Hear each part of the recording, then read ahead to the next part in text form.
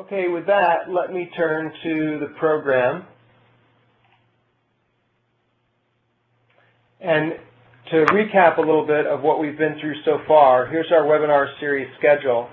And yesterday we talked about outfall design considerations and regulations, and those presentations were given by Hagop Shahabian from Malcolm Perney, Arcadis, as well as Tony Russo, and then Dan Gessler from Alden.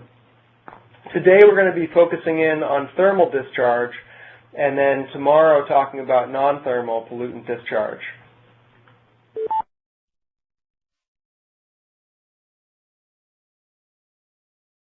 So today's agenda, first Jim McLaren of ASA will be providing a regulatory background.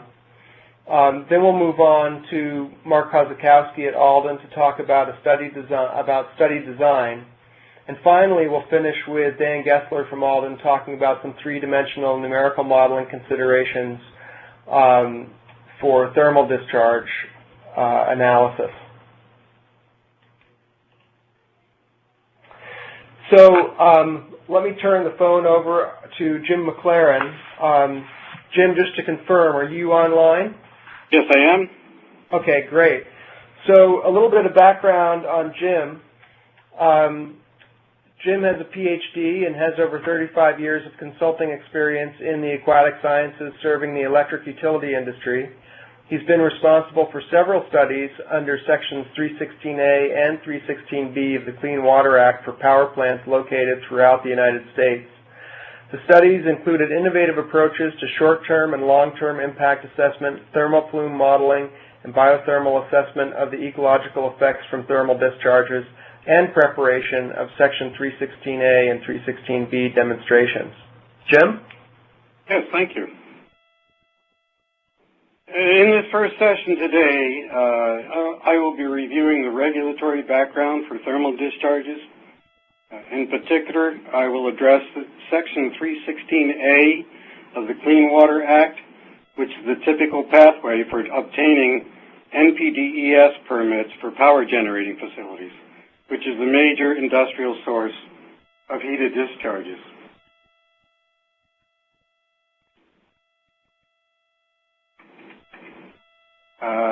I'm going to have you change the slides for me.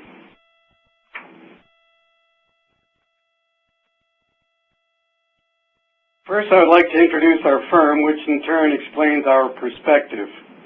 ASA provides ecological consulting services nationwide to both the private and public sectors.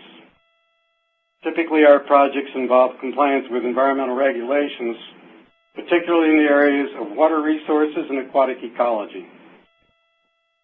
Each of our senior staff members has over 30 years of experience in this area, and to date, we have assisted over 80 facilities throughout the U.S. with 316 permitting. Change, please.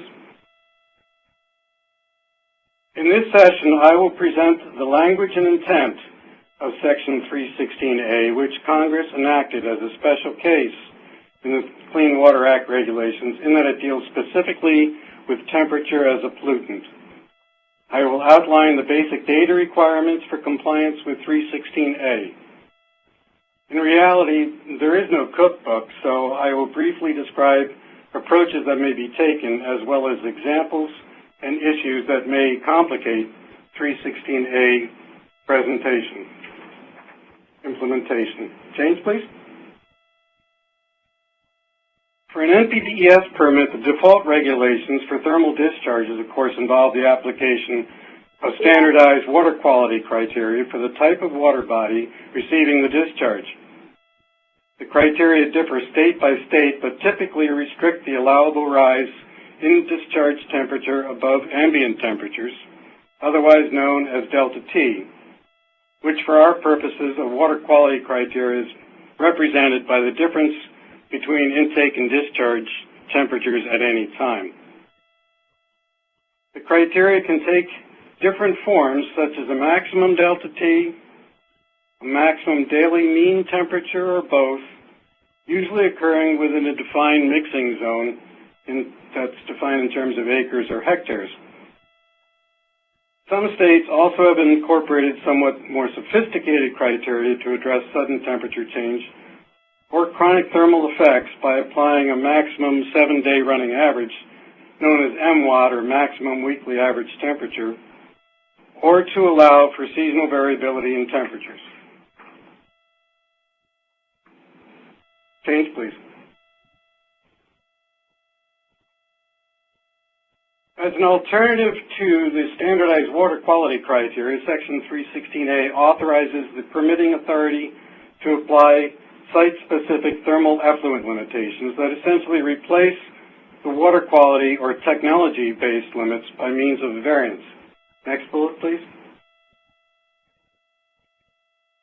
To obtain this variance, the applicant must demonstrate effluent limits more stringent than necessary to protect and propagate the balanced indigenous community, or BIC, of shellfish, fish, and wildlife. This is done through a demonstration that no appreciable harm has occurred under past operation or will occur during future operation under the terms of the variance that would result in the imbalance, elimination, or replacement of the balanced indigenous community. I'll define these concepts in subsequent slides. First, let's define the balanced BIC, or balanced indigenous community, as defined by or clarified by guidance documents and administrative rulings. First, indigenous does not mean pristine. An indigenous community may contain species not historically native to the water body, if they were established because of major irreversible modifications to the water body or were deliberately introduced in wildlife management programs. A balanced community is described as one that is typically characterized by diversity, the capacity to sustain itself through cyclic seasonal changes, and the presence of necessary food chain species. It shouldn't be dominated by pollution-tolerant species, such as those that are tolerant of high temperatures or low dissolved oxygen. Next, please. The standard of protection for Section 316A, with which thermal discharges must comply, is the protection and propagation of the BIC. Fortunately, this standard elevates the basis for permitting decisions to the highest level of ecological relevance, that is, the community. Decisions are not made at the level of individual species necessarily, and certainly not with individual organisms. It replaces the numerical standards with impact or risk assessment. However, determining compliance with the standard often requires extensive site and water body specific data collection and professional judgment. A successful demonstration that the discharge meets this standard entitles the facility to a variance at otherwise applicable thermal limitations, and the variance has in fact supplanted water quality criteria at many, if not most, power plants in the U.S. Next, please. Unfortunately, the statute itself provides little insight into how Section 316A should be implemented, either from a technical or regulatory perspective. Most of the concepts and practices intrinsic to 316A are based in a series of guidance documents and administrative rulings that were published during the 1970s, as well as in professional judgments and practices used in conducting 316A assessments in the past. The most recent EPA guidance document appeared in 1977, but was left in a draft form. There's been talk of an updated final guidance document, but as time passes, this seems more and more unlikely. Ecological risk assessment guidance is included here since 316A is fundamentally a risk management approach to achieving protection objectives. The criteria for demonstrating compliance provided in 316A guidance also fit nicely into the framework for assessing ecological risks. Now, it seems reasonable to assume that if a new guidance were to come from the EPA, it might conform to some degree to their ecological risk assessment framework. Next. The words protection and propagation in the language of 316A are not interpreted to mean protection from all thermal effects. Some thermal effects are allowed. This is a common misperception, particularly for some state agencies and NGOs. Next bullet, please. The question is whether any observed effects from the thermal discharge are ecologically relevant. The protection objective generally has been to assure the sustainability of an indigenous community and to protect its beneficial uses. In the terminology of EPA's 316A guidance in 1977, this objective is the prevention of, quote, appreciable harm. Next bullet. As is usual in risk assessments, uncertainties are present. Next bullet, please. And expert judgment. Next bullet, please. Expert judgment plays an important role in 316A compliance determinations. The standard of proof in 316A has been one of reasonable assurance based on the best information available. Therefore, studies should be well designed and as thorough as practicable.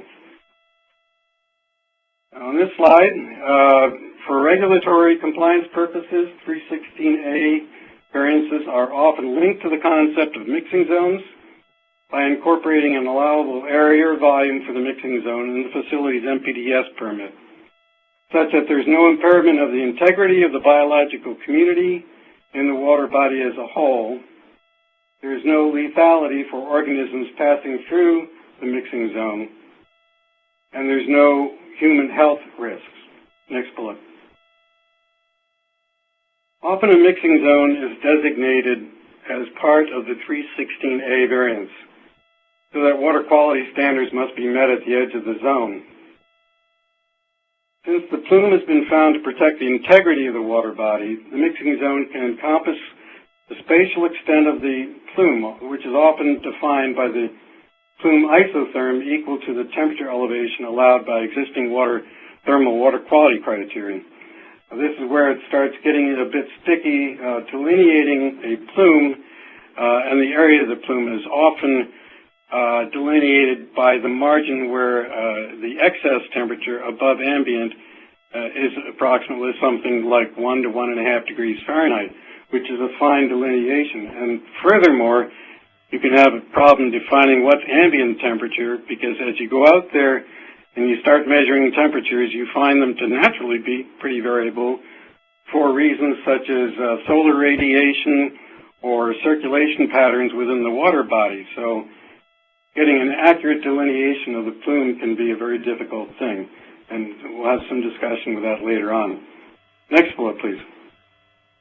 Some states incorporate elements that are related to the 316A decision criteria directly into the water quality or thermal mixing zone criteria. Examples include limits on the maximum cross-section or the width of the water body that's occupied by the thermal plume. Next. EPA, in its 1977 final guidance document, identified 3 distinct types of demonstrations. Type 1, as seen here, also known as absence of prior appreciable harm, is a non-predictive type assessment. Or a retrospective assessment, it might be known as. It's used for existing facilities that have been in operation for a while, and by studying the biological community, look for evidence that there have been thermal impacts.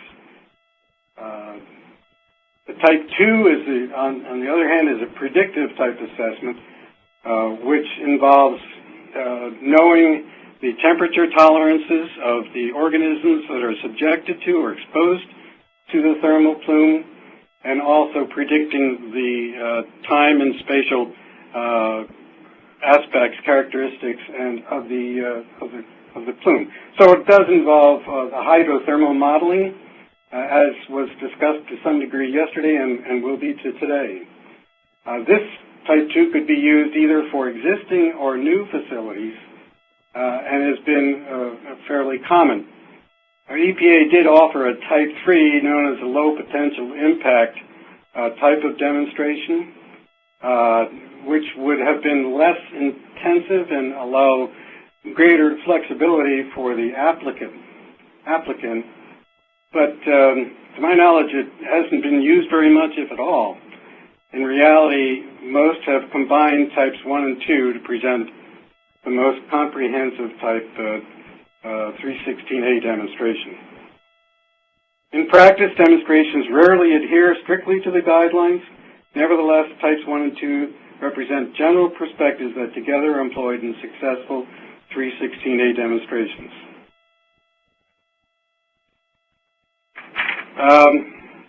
Information that may be needed or basic data inputs for an assessment includes things such as the station operating patterns or data, for example, diel or seasonal heat loading, hydrothermal field surveys and plume modeling, as has been and will be discussed in other sessions of this series, detailed characteristics of the biotic community, including the distribution of habitat types, identification of critical life cycle functions occurring within the vicinity of the discharge, a species temporal and spatial patterns of abundance, and the life history information for representative species that are important, or known as RIS, representative important species.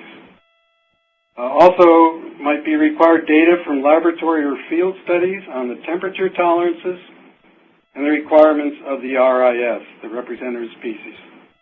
And lastly, information on the status of the community in the vicinity of the station and the water body as a whole, including data on abundance and diversity. Now, in practice, assessments have varied widely in the breadth and depth of the approach.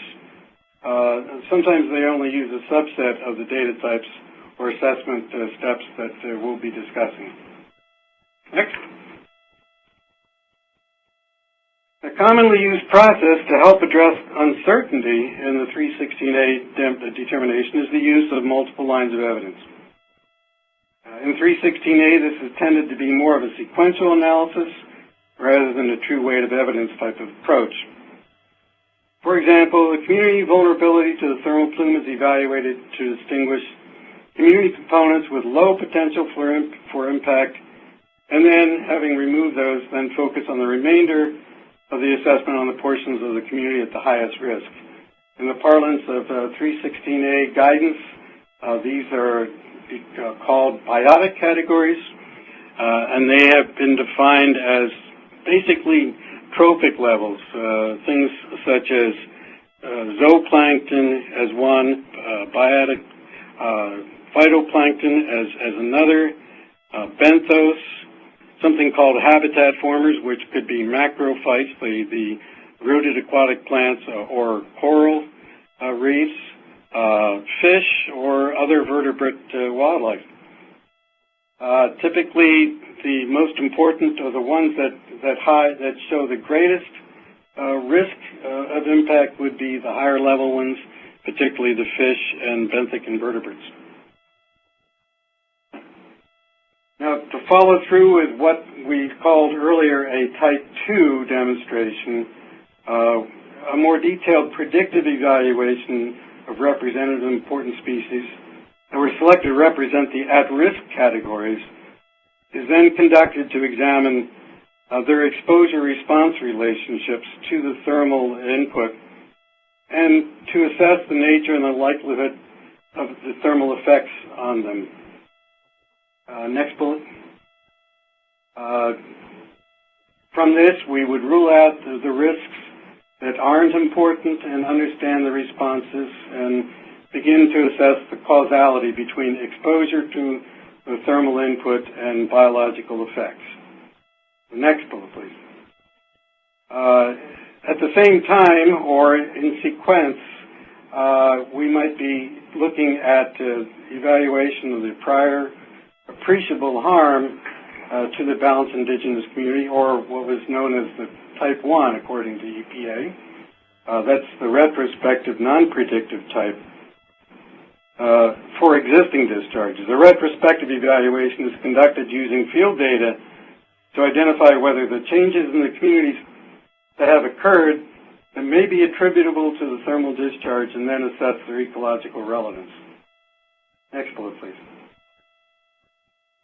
As I said, assess the ecological relevance of the effects of any observed change from a typical community. Next, please. And then finally, the last bullet. Finally, all lines of evidence are then integrated, and the levels of risk to the protection and propagation of the balanced indigenous community are assessed using criteria for appreciable harm. That a list has been available in the guidance document from the EPA as to what they are. They do define them.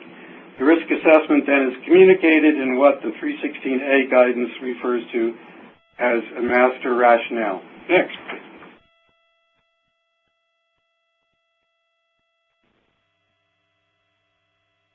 See if this pointer works. And that doesn't work either. Okay, conceptual model for predictive 316A evaluations can be summarized through this Venn diagram as shown here. The vulnerability of biotic categories and representative species populations to the thermal plume is determined by the probability, nature, and magnitude of thermal effects. By nature, I mean factors such as mortality or effects on growth or reproduction.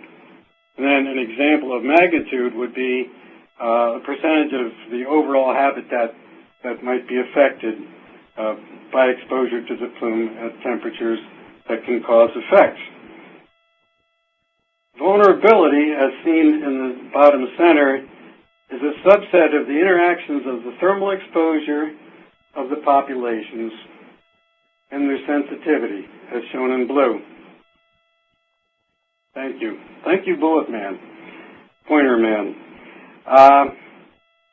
Exposure and sensitivity, then, in turn, are subsets of the interaction of plume temperature distributions on the left, on the top, spatial and temporal distributions of the biological community components on the left, and the thermal requirements and life histories of individual species on the right. Next, please. Through time, there's been an evolution and, to some degree, added sophistication for 316A demonstrations. For example, some analyses have linked the hydrothermal and biological mathematical models into a fully integrated process, such as was done for the Brayton Point Station in Massachusetts. Other demonstrations have taken a more unconventional approach, such as used for Georgia Power's Plant Branch on Lake St. Clair. For this demonstration, a retrospective assessment was relied upon using what is known as the biocriterion methodology to compare fish and macroinvertebrate community attributes at thermally exposed versus control sites in the lake. The figure that's on the right there is a conceptual figure that would show that the criteria, there are indices for each criteria score, and the indices continually would get lower with increased disturbance in this kind of an approach. This biocriteria or multimetric bioassessment methodology requires a good bit of effort to derive biocriteria for what constitutes a reference community. That is one that's healthy or at least unaffected by artificially elevated temperatures.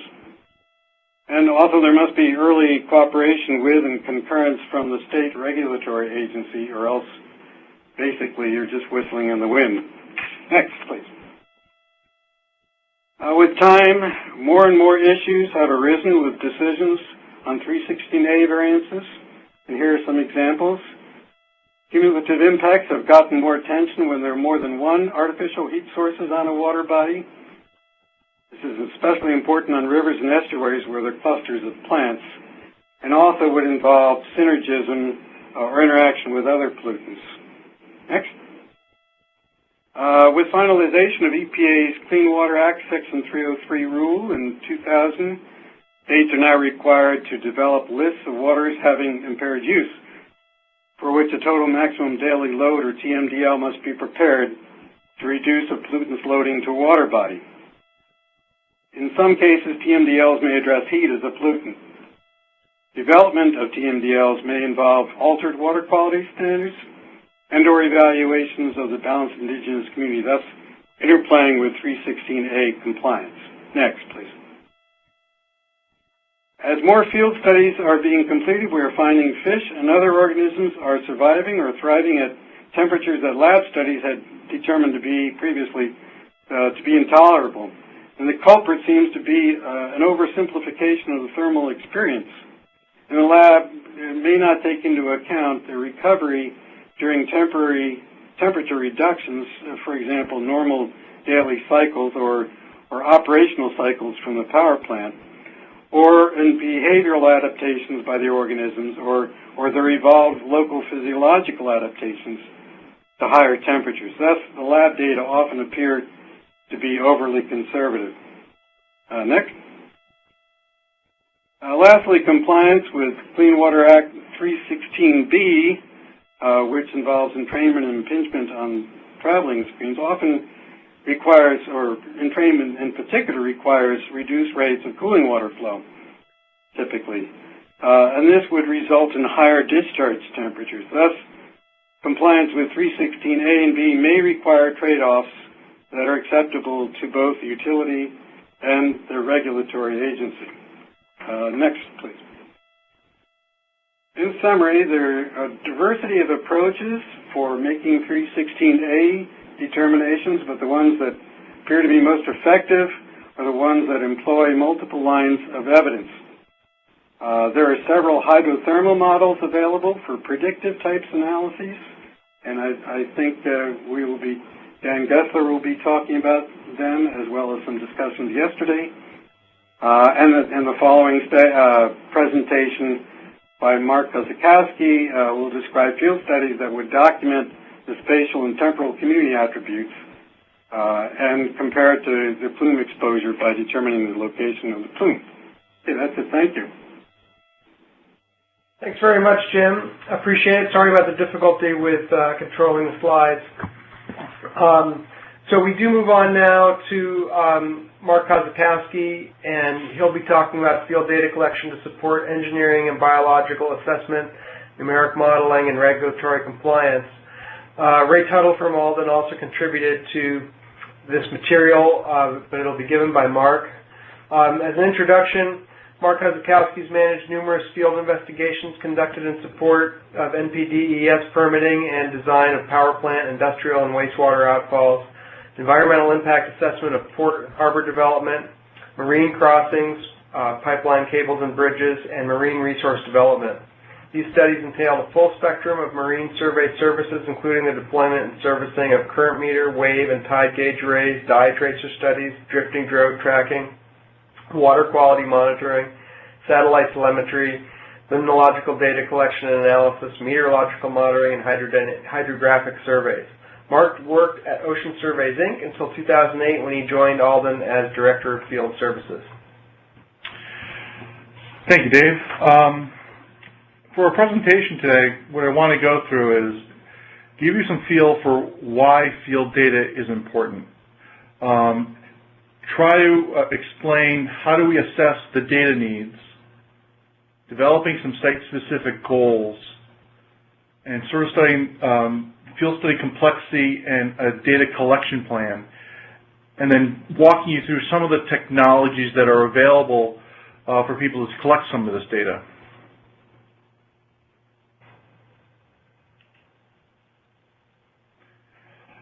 First of all, why do we need field data?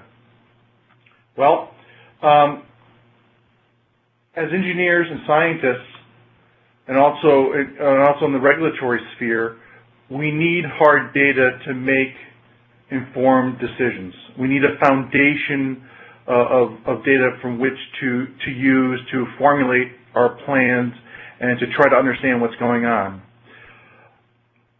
Unlike in today's internet age, everybody thinks that we can Google something and come up with usable data for almost every square foot on the earth.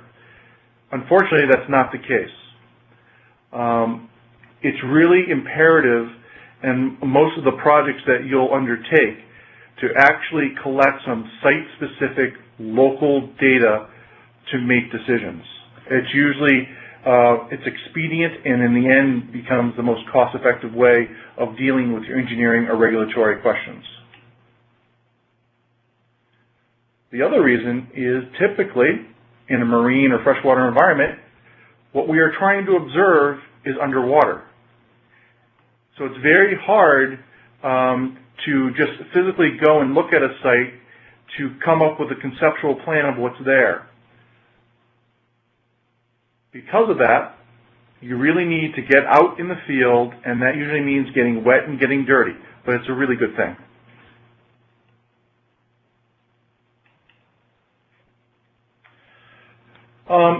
Assessing our data needs. In most of the marine freshwater environments,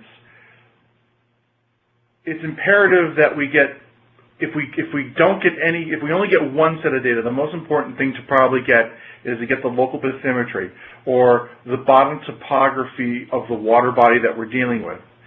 That's the foundation upon which most things are going to be built.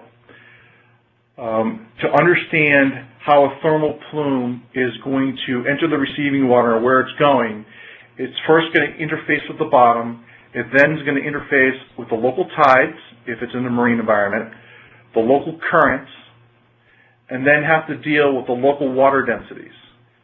Those are going to be the forcing functions that are going to be the most important part of what happens to our thermal plume, not only in the near field, but in the far field.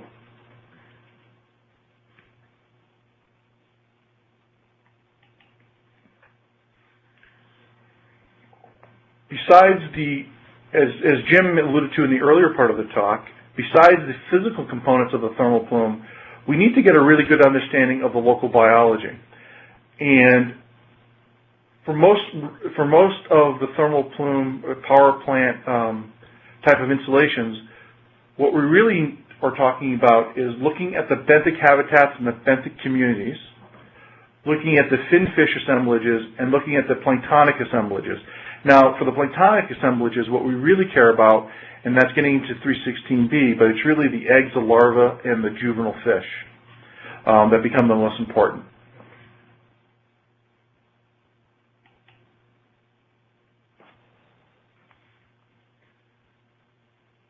One thing that is not overlooked, but is becoming more important in the last 10 years or so, is also submerged cultural resources, submerged utilities, and other man-made obstructions.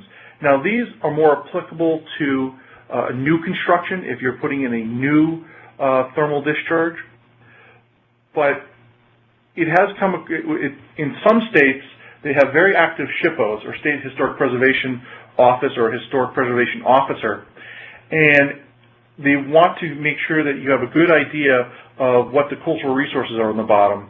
And that type of data is usually collected using remote sensing geophysical data, whether it's side scan sonar or sub-bottom profiling. I just wanted to bring that up. The other thing that's usually helpful is it's usually important to understand where you are dealing with utility, and so there will be pipelines and cables supporting that utility. And there's also a possibility of man-made obstructions or wrecks in these sites.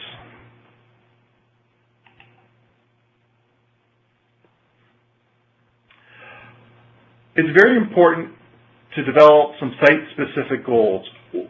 What do you need to satisfy not only the engineering community, the biological community, or the regulatory community? We have what you collect for data is going to depend upon whether it's a new construction, whether it's a physical plant expansion, or if it's merely just continuing regulatory compliance. And by what I mean by continued regulatory compliance is a renewal of a NIPDES or SPEEDES permit, or trying to address an EPA 316A question. You also need to understand your station design and operation, whether you have a single point discharge, whether you have a multi-point diffuser, is it onshore, is it offshore? And the water body is very important, of course. I mean, whether it's a lake versus a river versus an ocean versus a tidal estuary.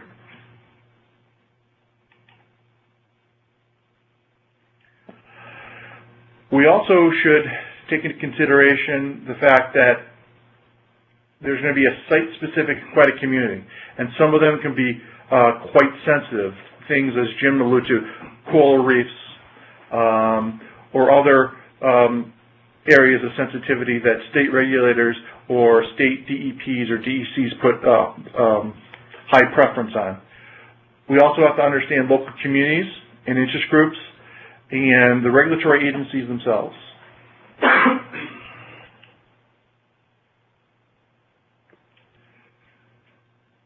We also need to address what the data will be used for, whether it's going to be scientific assessment, modeling, engineering assessment, or regulatory compliance.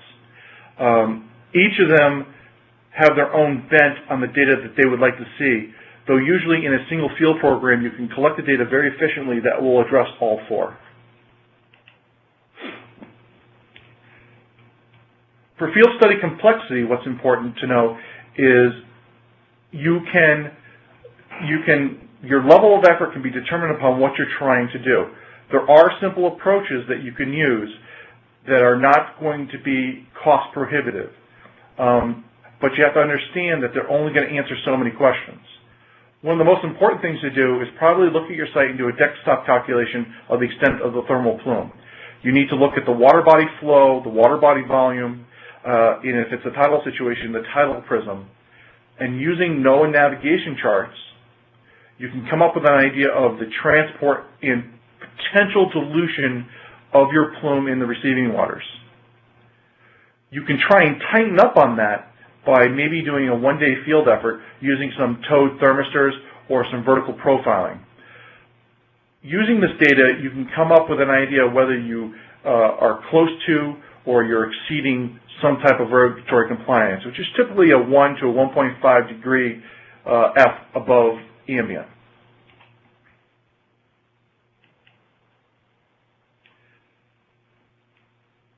A reasonable type of study would include creating at least a near field numerical model. Most likely, the state regulators are going to want a core mix or something of that factor. But you're not limited to that, though you should probably start with a core mix and then move into probably a simple 2D or even, if necessary, 3D to understand what's going on as the near field plume moves into the far field. You should probably do a small in situ data collection using in situ recording thermistors. You want data both in the near and the far field. At the same time, you should be collecting the major forcing function data so you understand why the plume is turning in the direction that it's turning and mixing in the way it's mixing. And that would be collecting tides, velocity data, and meteorology. The wind and the tides and the currents have a big effect on plume dynamics. The duration is usually typically determined by the model, but it's not unlikely to see that you need a 1 or 2 week of spool up on the data to get a model to run to provide you with some level of acceptable data.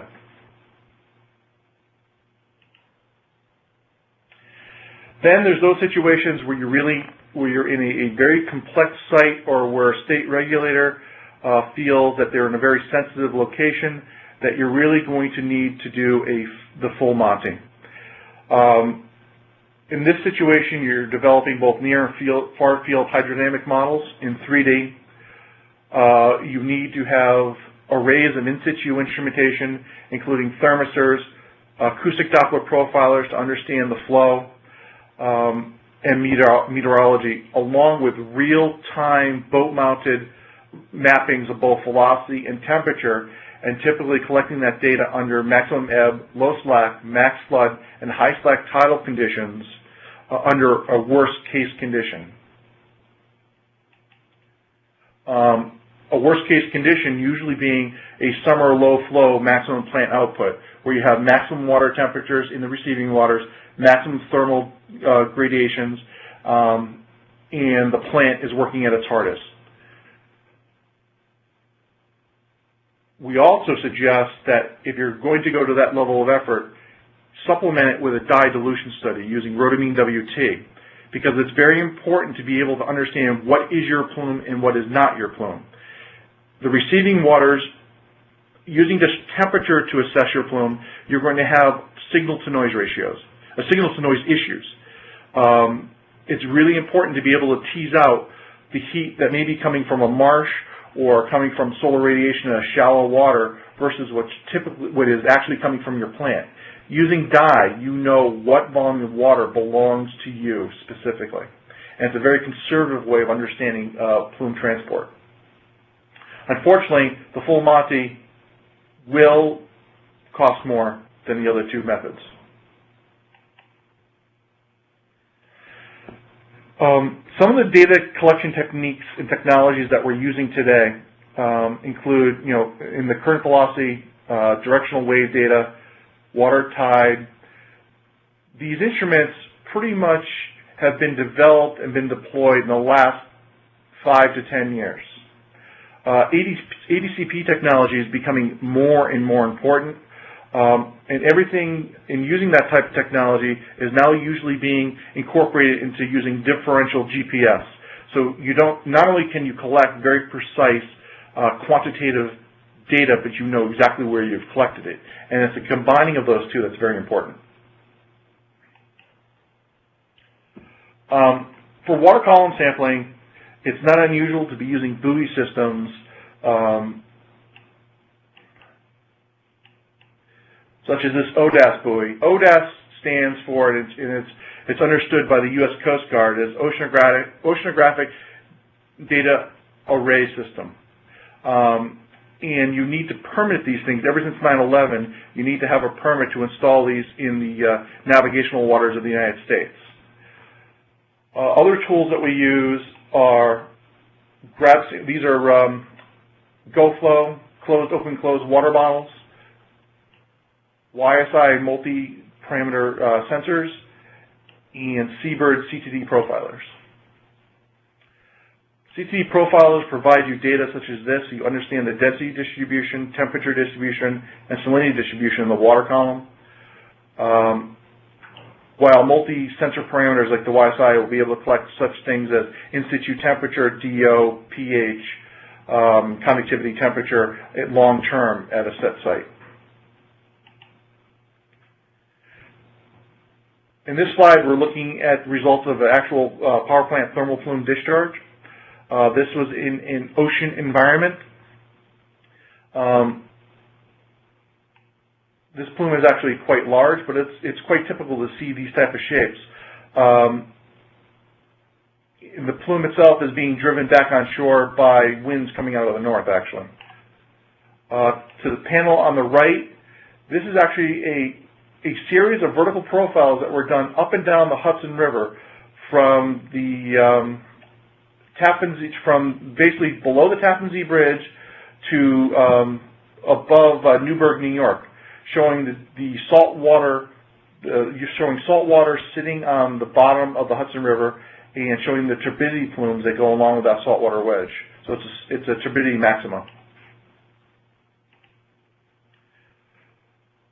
Some of the most impressive technology that's being deployed today are ADCPs, or acoustic Doppler current profilers. They can be used in two different ways. In this situation, it's as an in-situ unit.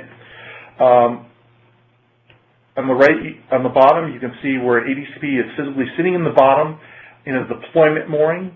It's gimbaled, so the face of the unit is actually facing up at all times, and it will record true water column velocity, speed and direction in the set bins above its head. So in every meter above its head, it's collecting a true velocity measurement.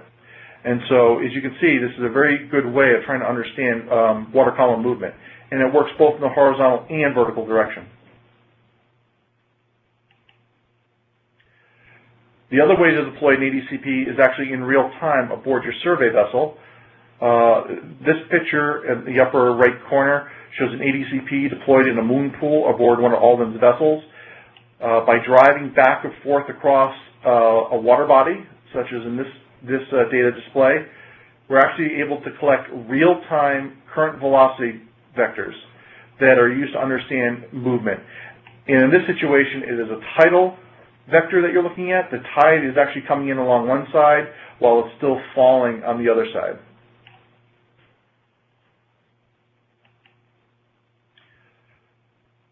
Also, water elevation and tide information is very important, especially when it comes into modeling. In this river situation that happens to be off the Kilvan Col in basically New Jersey, New York, Woodbridge, New Jersey, we're looking at tidal stations going up this tidal creek, and if you look at the data on the left-hand side, you'll notice that the restrictions to the flow are causing different tidal situations, which are very important if you had to model this piece of waterway. One of the most important things you can do is doing a dye tracer study. It's used in two different ways, either a metered injection or a batch release. In the center photo, I provided you some data that looks what happens with a batch release. That happened to be done. I did this in a power plant situation in Honduras. As you can see, you can actually see the dye on the water. That's actually one of the negatives because it's visually visible, and people don't like seeing red water for many different reasons. But you can map that over time to understand plume dispersion and transport. On the right is a power plant dye study. This happens to be in Bridgeport Harbor, and this is under all four cardinal points in the tide to try to understand where the plume went, transported, and how it was diluted. To solve some of the biological answers, get some of the biological answers, it's important to you can use remote sensing tools to quickly map very large expanses of the seafloor or lake bottom for benthic habitats. There's a number of tools available. There are specialized depth sounders that work this way, side scan sonar, underwater video, and diver reconnaissance. Meteorology is one thing that sometimes is not done, or people rely on a local airport that may be 10 to 20 miles away. What I have found, it's usually very important to collect local meteorology because there are local winds and local patterns that happen that affect the plume because of headlands or trees or physical obstacles to the local winds. I usually find it very useful to either use a buoy-mounted or shore-mounted met station that's very close to your outfall. And again, I'd like to turn this over to Dave, who will introduce our next speaker. Thanks very much, Mark. And before I turn the floor over to Dan Gessler, I want to remind people that if you've got questions for the speakers today, please start thinking about entering them in the Q&A tab at the top of your screen. I introduced Dan Gessler yesterday when he gave an introduction to numeric modeling. And just to recap it for those who weren't on in the session yesterday, he's an Alden principal and used to work as the director of numeric modeling at Alden before he became principal. Dan, I'll turn the floor over to you. Thanks, Dave. What I'm going to talk about is some of the numeric modeling considerations, and specifically what we're going to be looking at are the ones associated maybe with CFD modeling. What I'm going to show you is basically a case study that's really a combination, I guess, of case studies that we've composited for the purpose of this presentation to give you an idea of some of the issues associated with doing numeric model studies. And then at the end, I'll have a slide that introduces some of the other considerations that go beyond what we're going to look at today. One of the biggest challenges when we try to do a detailed numeric model of a thermal plume is that of multi-scale effects. And by multi-scale effects, I mean that if you're a multi-port diffuser, an individual hole in that diffuser might only be on the order of 1 or 2 inches in diameter, but you would like to know how that plume is going to migrate through several miles of river or estuary. That introduces the problem of multi-scale issues, because to resolve the flow out of an individual port, you might need a grid resolution on the order of 1/8 of an inch, but you can't use that grid resolution for an entire 2-mile reach of a river. Computational power is simply insufficient at this time to be able to do that. So there's workarounds that we have for that. One of them is grid nesting.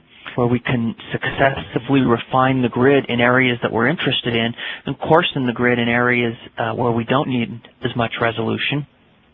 And that works reasonably well.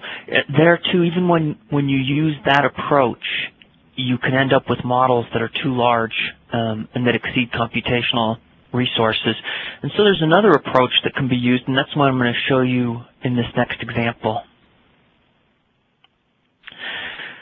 So here we have a riverine thermal discharge, and it's a multi-port diffuser, and the individual ports are on the order of a few inches in diameter. And we want to model how this plume is going to migrate down several miles of a river. So the first step in modeling this was to convince ourselves that the CFD could do a good job of modeling just a single jet. And this is a good place to start because there's a lot of laboratory data that's available for how a single jet moves into a water body. And then from there, if we think the model is capturing that correctly, we can start to expand upon that and look at the larger models. So for a single jet, you're looking at the picture here where we have a single jet discharging here. The purple image, let me get the pointer here. So this area right here, this is the numeric model. It has some depth to it going back into the page, and then a symmetry plane that's at the front of the page because the jet is symmetrical about its center line. Because it's buoyant, it only has one symmetry plane rather than two.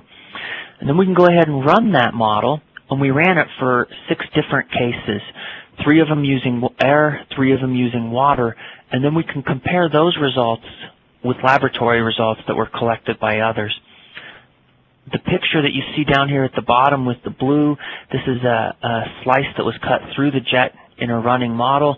You can see the high velocities or high temperatures in the middle of the core, and then it deflects upward, and that's because it's a buoyant jet.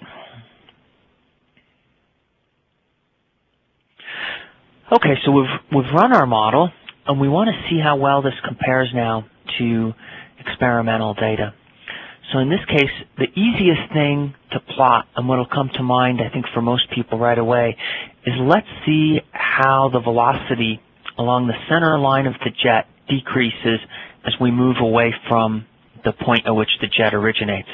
So on the vertical axis here, we've plotted the absolute velocity of the jet, an axial velocity, and along the horizontal axis, we plot the distance that we are from the center line, or from the beginning of the jet, from the beginning of the nozzle, and we plot that as a number of nozzle diameters. So it's a dimensionless parameter, and it allows us to compare results with different nozzles.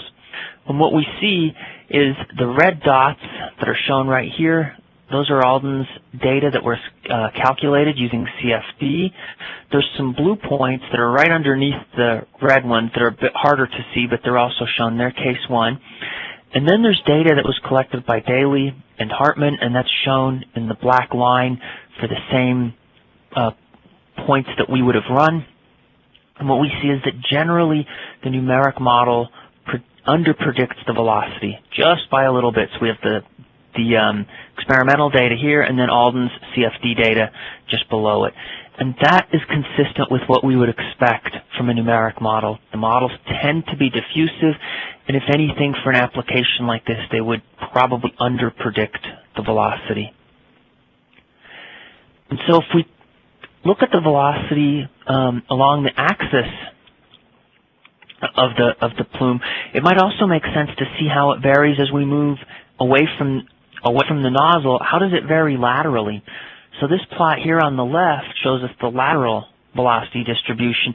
In this case, the velocity has been non-dimensionalized by the velocity at the center of the jet at that particular location or distance downstream from the nozzle.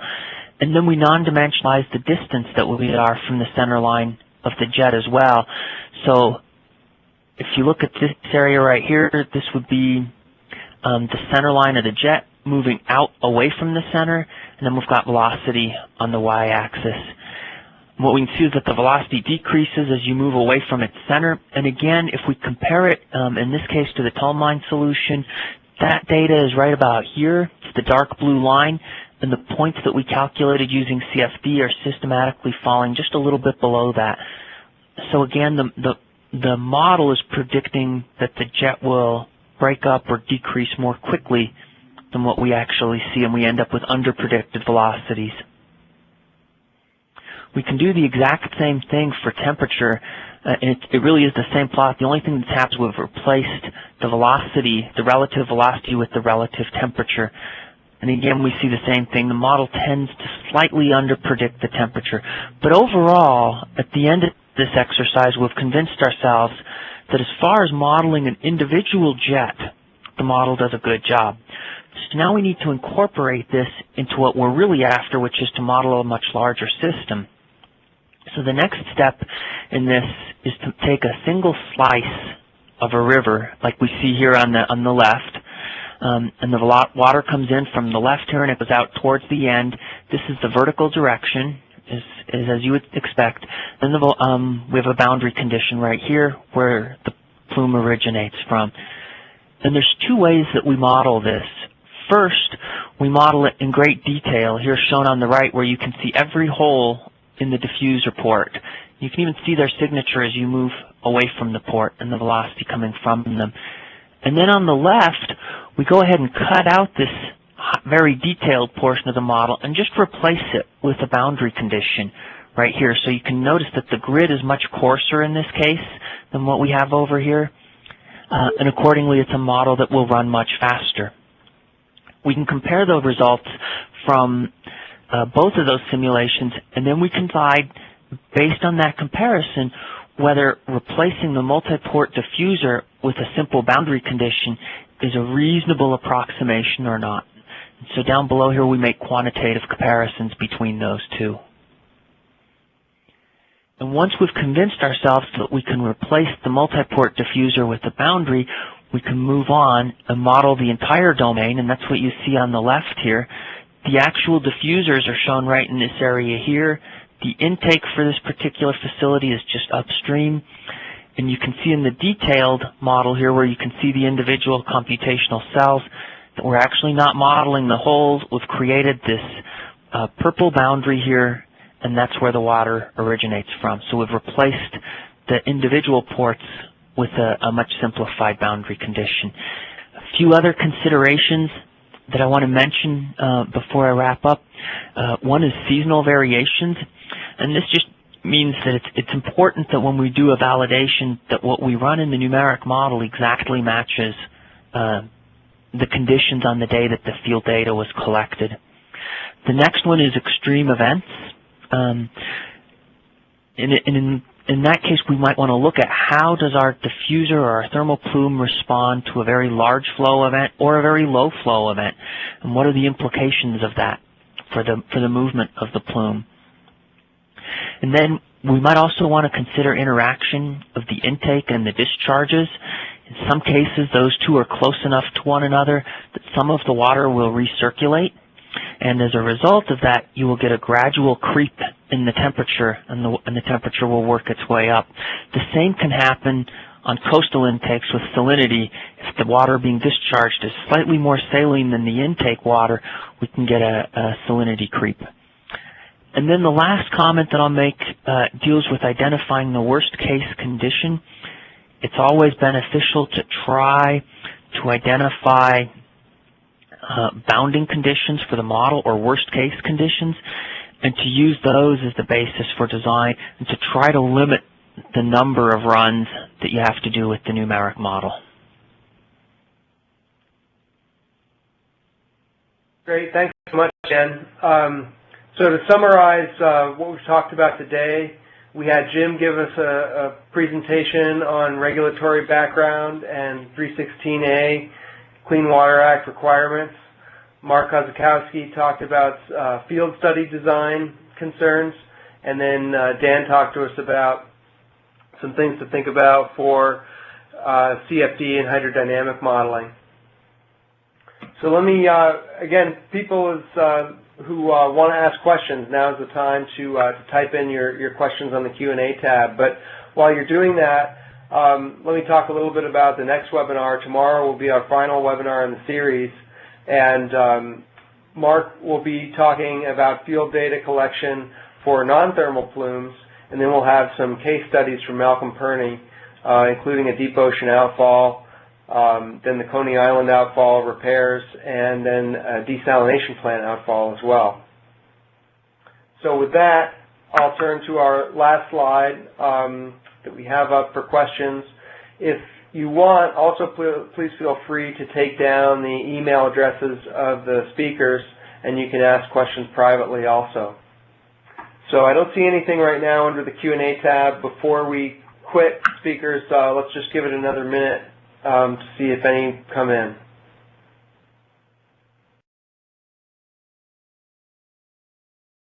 Okay, it looks like we probably don't have any questions coming in. So I just want to thank our speakers for their presentations and their efforts, and thanks everybody for taking the time to log in today. And we'll hopefully see you tomorrow. Thank you.